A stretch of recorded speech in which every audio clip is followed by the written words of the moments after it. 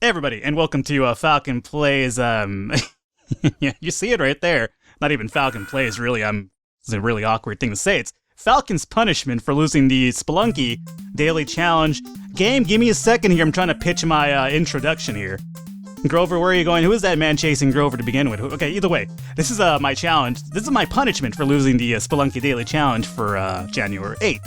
Now, if you're not familiar with the concept, guys, I'm trying to make my pitch here. Can you give me a second? I'm trying not to, obviously, talk over the really important dialogue that's going on here. This game doesn't even have a startup screen, by the way. Look at this shit. What happened to the press start button? I mean, I'm playing this in my legally obtained Sega Genesis and my legally obtained copy of Sesame Street Counting Cafe. I want to clear that up right now in case anybody's wondering. There's some sort of illegal ROM and emulator business going on. It really isn't. Obviously, I own I do own a Sega Genesis, and I obviously, for some reason, own Sesame Street Counting Cafe as a grown-ass adult man. Either way, I lost this Spelunky Daily Challenge for January 8th. If you're not familiar with the concept here, I walked back, and apparently I brought this man nothing in return, and he's just getting really angry about that. Has that ever happened to you? You order something, and then the waiter comes back, and he does have nothing? In reality, all he's probably coming back for, even though he's empty-handed, is just probably ask if you want some more water, if you'd like a refreshment. Meanwhile, I'm not entirely too familiar with the cafe business, but I'd imagine that's what goes on. Either way, though, this is my punishment title. I was trying to get at here. As you can imagine, I don't want to pick that up. I don't think. Stop it. All right. Well, essentially, I'm not entirely sure if I would even want to eat at this fine establishment in Sesame Street, considering the food just kind of hangs out in little cabinets on the walls.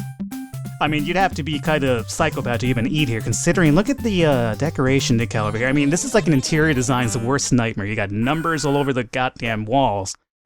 They're not even I gave this man 2 oranges for breakfast, so apparently he's starting off probably some sort of a carb Atkinson diet or whatnot. I mean, it is the start of the year. Everybody's now dieting, obviously by the end of the month, your diet, you're essentially all the New Year's resolutions you made are pretty much out the window. But right now, this man's starting off healthy. He's 2 oranges for breakfast, which is pretty good. I'm not entirely sure how well that is for his internal digestive system. I'm imagining he's gonna have a hole in his stomach or in his intestines through all the acidity of orange, I suppose. I mean, he's getting another orange and 2 muffins this time, so I mean, I have to really question his method of health here, as I try to figure out how to jump again. There we go. All right, well, I know there's only 3 buttons in front of me as I hold the Sega Genesis controller in my hand and not a keyboard.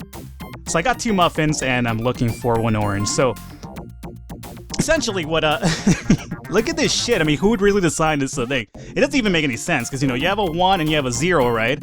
I'd imagine that's a 0, right? Yeah. Then you have an 8.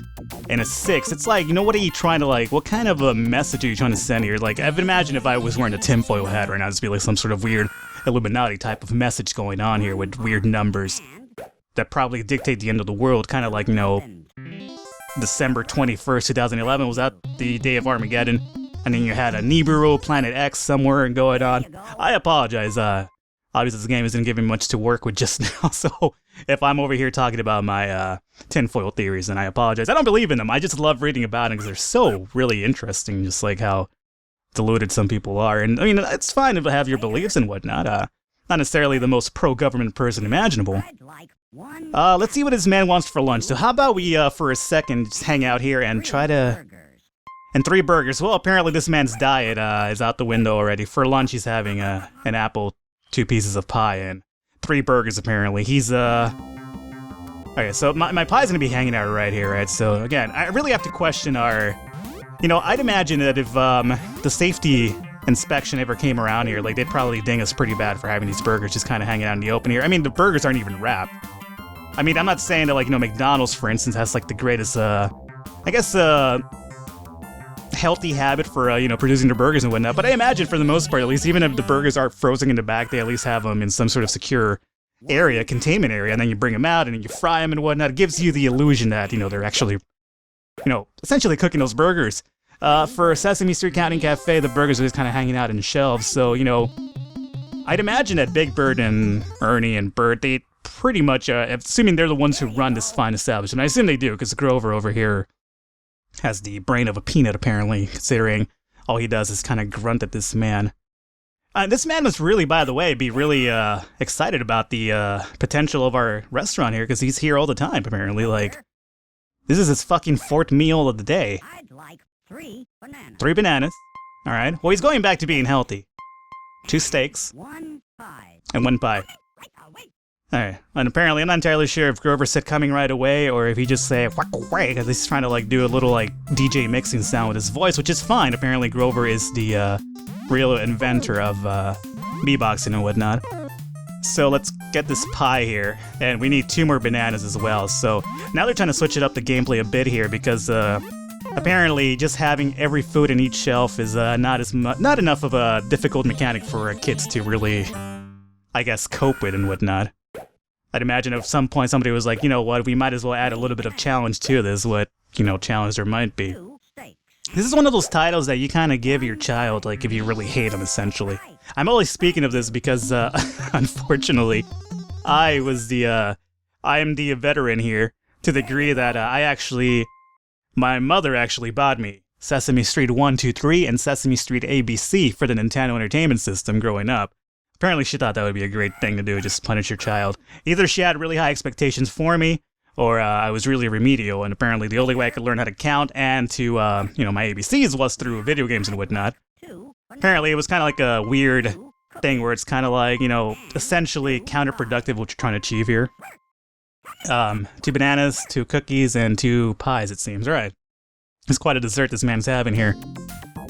I'd manage, like, you know, at some point, like, you know, Sesame Street was really, I guess, okay with the fact of, you know, how you watch Sesame Street growing up, right? And they preach, like, healthy habits and, like, you know, education and whatnot. I feel like it's really, irresponsible of Grover to let this man come in here like 5 times a day and just order, like, all this fucking food. Like, you know, he's eating oranges for breakfast, which is basically, essentially, burning a hole through his intestine. He's having all sorts of, like, you know, cookies and pies, like, constantly throughout the day. I'd imagine, like, you know, this man must suffer from every sort of illness known to mankind, essentially. Like, you know, cholesterol, ulcers, you know, diabetes. I mean, the list goes on and on. But he keeps coming here, and I guess Grover is pretty much a filthy scumbag who's just in it for the money and the tips, I imagine, and I'm not entirely sure who that monkey is. I've never seen that monkey altogether in a Sesame Street broadcast, so this is kind of really interesting. So apparently he stuck my star. So, apparently I said fuck you to the tip, but I really want this star, because apparently the Sesame Street World stars. What is this?